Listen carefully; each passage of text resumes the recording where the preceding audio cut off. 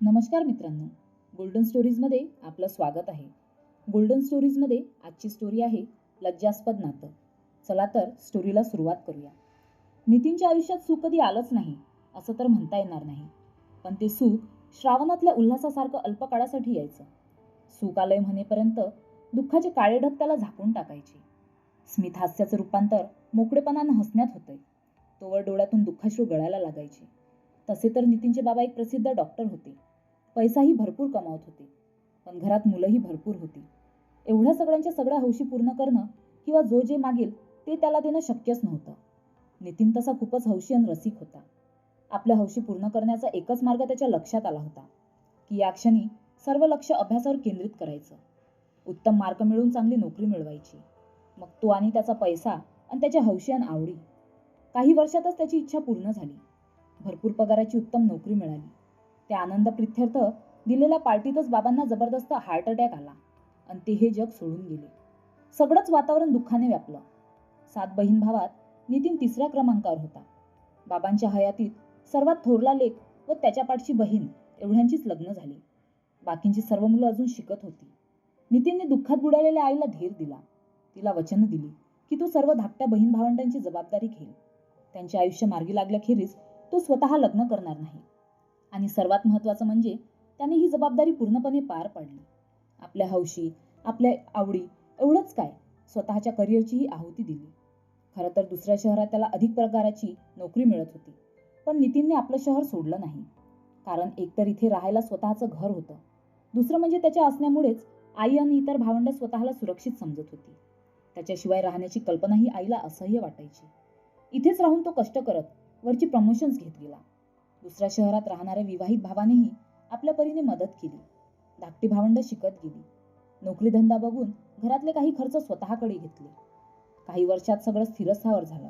मध्यंतरी आईची प्राणज्योतही मावळली. फक्त धाकटी विभा व तिच्याहून लहान निखिल यांचं लग्न व निखिलचं शिक्षण व्हायचं होतं. इतरांचे संसार सुरू झाले होते. त्यांना खर्च होतेच, म्हणून नितीनने या दोघांची जबाबदारी एकट्यानेच घ्यायची ठरवली. प्रॉव्हिडंट फंडातून कर्ज घेऊन विभाने पसंत केलेल्या मुलाशी तिचं लग्न थाटात करून दिलं. निखिलला मेडिकलला ॲडमिशन मिळाली. निखिल डॉक्टर झाला. त्याला नोकरीही लागली आणि राहायला क्वार्टरही मिळालं. आता त्या घरात नितीन एकटाच उरला. एकीकाळी अपुरं वाटणारं ते घर आता खूपच मोकळं आणि मोठं वाटत होतं.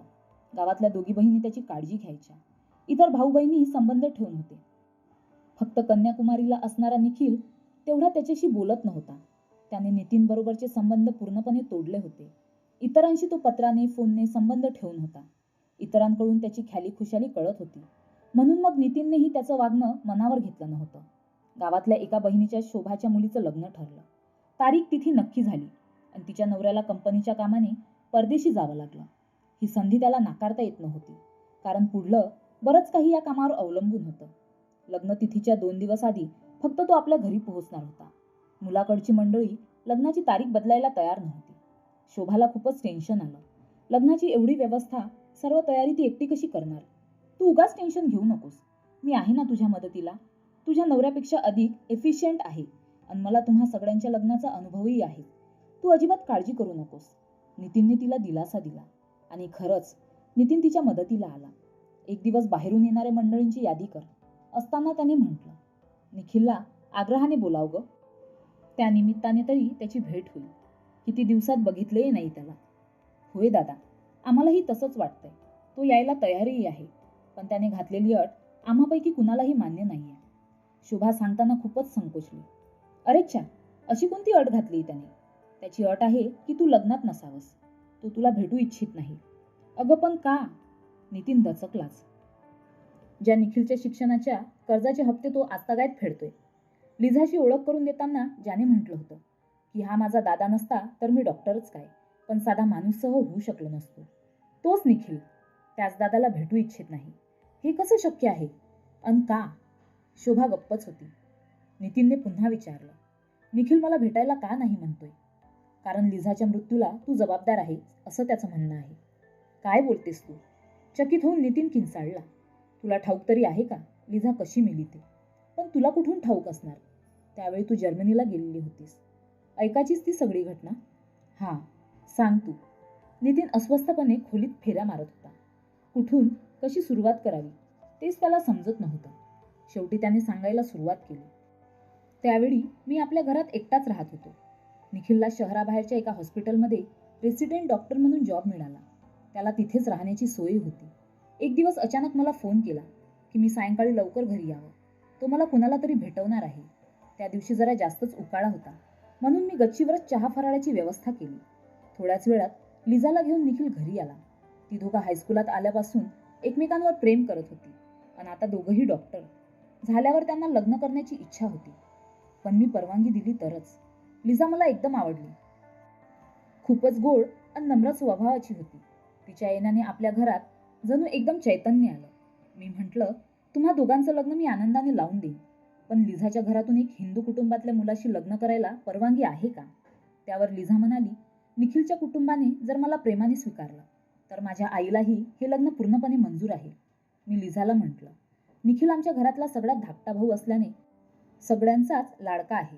त्याचा आनंद तो आमचा सर्वांचा आनंद. आमच्या घरात अजून परमधर्माची कुणी मुलगी सून आली नाहीये, पण मीही लवकरच एका ख्रिश्चन स्त्रीशी लग्न करणार आहे. तीही माझ्याप्रमाणेच एकटी आहे. मी तर निखिलचं लग्न कधी होतंय याचीच वाट बघत होतो. तो एकदा चतुर्भुज झाला की मी आईला दिलेल्या वचनातून मुक्त होईन व माझं आयुष्य जगायला मोकळा होईन. हे ऐकून निखिललाही खूप आनंद झाला. त्याने विचारल्यावर मी सांगितलं की मी जिच्याशी लग्न करणार आहे ती स्त्री एका मल्टीनॅशनल कंपनीतल्या चेअरमॅनची सेक्रेटरी आहे. ऑफिसच्या कामासंदर्भातच आमच्या भेटी व्हायच्या. त्यातून मैत्री झाली. तिने मला आधीच सांगितलं की मी तिच्या खाजगी आयुष्याबद्दल काहीही विचारू नये. मीही त्या बाबतीत काही विचारलं नाही.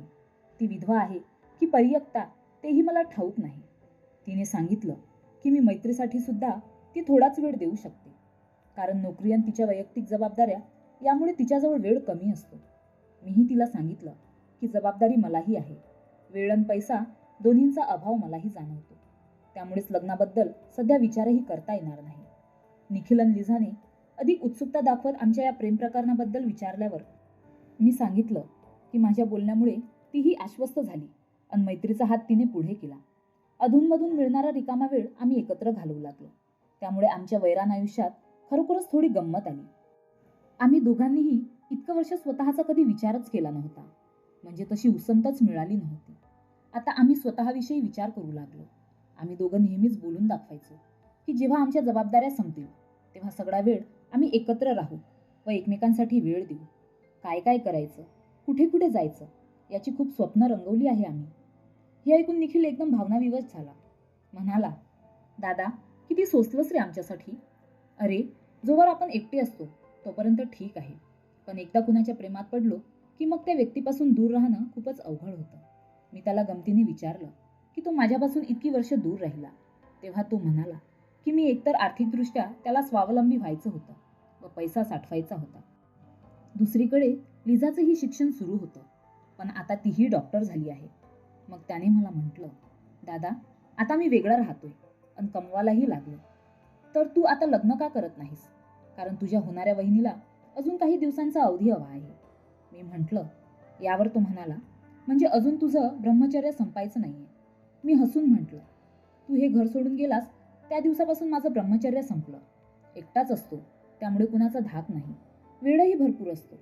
तिला वाटतं तेव्हा ती इथे येते आणि आम्ही मुक्त पाखरांप्रमाणे इथे मजेत वेळ घालवतो. लिझा आणि निखिल थोडे आश्चर्याने माझ्याकडे बघत होते. मी काही क्षण गप्प बसलो. मग काय वाटलं कुणास ठाऊक. मी म्हणालो, तुम्ही दोघं डॉक्टर आहात, शरीरशास्त्र जाणता, तरीही जीवनातील शाश्वत सत्य व शरीर सुखाबद्दल बोलतोय तर असे संकोच का करता. लवकर लग्न करा आणि वैवाहिक सुखाचा आनंद घ्या. तुम्हाला तर सर्व ठाऊकच असेल. मी तर बालब्रह्मचारी. तिला खेटून बसायला मिळालं तरी सुखावत होतो, पण तिचं लग्न झालेलं, वैवाहिक सुखाचा तिला अनुभव. त्यामुळेच तिने मला यापुढे एक एक कसं घडतं ते सांगितलं. अजूनही म्हणते यापुढेही बरंच काही आहे, पण ते आपल्या नात्यावर, समाजाच्या आणि कायद्याच्या मान्यतेचा शिक्का लागल्यावर. मीही त्याचीच वाट बघतोय. तेवढ्यात माझ्या मोबाईलची घंटी वाजली. फोन तिचाच, सिल्वियाचाच होता. ती थोड्याच वेळात इथे पोहोचते असं तिने सांगितलं. मी उत्साहाने निखिलला म्हटलं की योगायोग बघ, तुझ्या वहिनी आता इथे येते, तिला भेटूनच तुम्ही निघा. आणि मग त्याला डोळा मारून गंमत करण्यासाठी पुढे म्हटलं, पण भेटून लगेच निघा हा, आमचा फार वेळ घेऊ नका. निखिल म्हणाला, आम्हालाही घाई आहे दादा. तू लग्नाला परवानगी दिल्याची बातमी आम्हाला लिझाच्या आईला सांगायची. मी म्हणालो, तुझ्या बहिणीला विचारूया. तिची तयारी असेल तर दोघा भावांची लग्न एकदमच होऊ देत. निखिलला ही कल्पना फारच आवडली. तो म्हणाला, मी लिझाच्या आईशी बोलतो आणि त्यांना ही कल्पना आवडली तर खरंच दोन्ही लग्न एकदमच होतील. तेवढ्यात खाली गाडीचा हॉर्न वाजला. हा तिच्याच गाडीचा हॉर्न होता. मी उत्साहाने म्हणालो, घ्या, ती आलीच. लिझाने पटकन उठून गच्चीच्या कठड्यावरून वाकून बघितलं आणि आणि कुणाच्या काही लक्षात येण्यापूर्वीच तिने कठड्यावरून चढून खाली उडी मारली. धावत धडपडत मी व निखिल खाली पोहोचलो तेव्हा लिझा रक्ताच्या थारोळ्यात पडलेली होती आणि सिल्विया तिची नाडी व श्वास बघत होती. तुम्ही पटकन एक मोठी चादर आणा, तिने मला म्हटलं. मी खूप घाबरलो होतो. कसाबसा घरात गेलो व चादर आणली. त्यावेळी सिल्विया निखिलशी बोलत होती. निखिल रडत होता, घाबरलेला होताच. पोलीस केस होऊ नये म्हणून तुम्ही इथं सगळं रक्त स्वच्छ करा, लवकर प्लीज. मी हिला तिच्या घरी पोहोचवते. सिल्वियाने खूपच घाईने निर्णय घेतला. चादरीत लिझाला गुंडाळून गाडीत घालून ती दोघं निघून गेली. मीही असा गडबडलो होतो की मलाही धड सुचत नव्हतं. फक्त सिल्वियाने सांगितल्याप्रमाणे मी तिथलं सगळं रक्त तेवढं धुवून पुसून स्वच्छ केलं. त्या रात्री सिल्वियाचा मोबाईल बंद होता. तिचा घरचा पत्ता आणि फोन नंबर तिने मला दिला नव्हता. निखिलचा मोबाईलही बंद होता. दुसऱ्या दिवशी सिल्विया ऑफिसला आली नव्हती आणि हॉस्पिटलला फोन केला तेव्हा निखिलही तिथे नाही असं कळलं. त्या दोघांची मनस्थिती बरोबर नसावी असं मला वाटलं. मलाही वारंवार रक्ताच्या थारोळ्यात पडलेली लिझा आठवत होती. त्यामुळे मीही फोन बंदच ठेवला. दुसऱ्या दिवशीही दोघांचे मोबाईल बंद होते. मी निखिलच्या हॉस्पिटलमध्ये गेलो तेव्हा एक धक्कादायक बातमी समजली. निखिलने तिथली नोकरी सोडली होती. तो कुठे गेलाय कुणालाच ठाऊक नव्हतं. निखिलच्या वागण्याने मी वैतागलो. इतर भावा बहिणींकडे त्याची तक्रार करायची असं ठरवलं. पण घरी गेल्यावर आणखी एक जबरदस्त धक्का मला बसला. कुरिअरने सिल्वियाचं पत्र आलं की हे पत्र मला मिळेपर्यंत ती या जगातून निघून गेलेली असेल. मी सिल्वियाला विसरणं इतकं सोपं होतं का? मी दीर्घ सुट्टी घेऊन हिमालयात निघून गेलो. पण लहान वयापासून मला घाण्याला जुंपलेल्या बैलाप्रमाणे काम करायची सवय. मी फार काळ बाहेर राहू शकलो नाही. माझ्याजवळ शिल्लक काही नाही आणि अजून कर्ज फिटायचं आहे म्हणून पुन्हा कामावर रुजू झालो. कामाखेरीज इतर कशात मन रमत नाही. पण रक्ताची नाती सहसा तुटत नाहीत. तुला तुझ्या लेकीच्या लग्नाचं टेन्शन आलेलं बघून तुझ्या मदतीला आलोच ना.